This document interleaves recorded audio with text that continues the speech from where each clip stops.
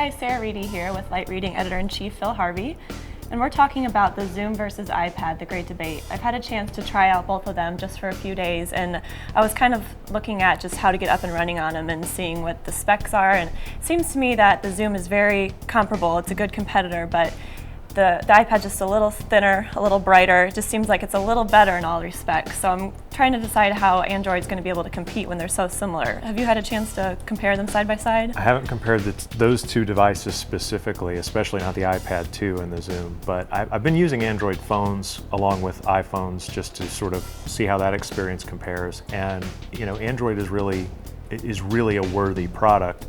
The core functionality is going to be there right out of the box. Most consumers are going to find it pretty easy to get up and running. I think what'll set it apart, since they don't seem to differ that widely on price, it seems like what'll set it apart are the device specs, you know, how it handles computing tasks, and then how it connects to the network, whether it's easy to connect, whether it's difficult, whether there's a lot to go through there. So I would say they're neck and neck, but Apple's already established the market, so it's really hard to unseat them at this point.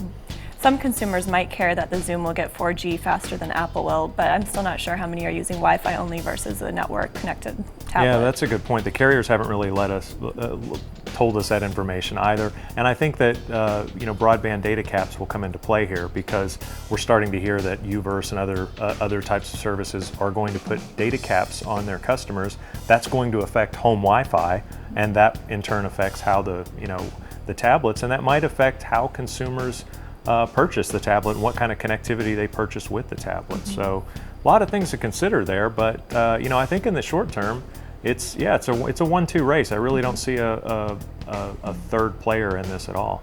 And I think we'll see a lot more tablets this week at CTIA, so it'll be interesting to see how they think they differentiate and what angle they're coming from to compete.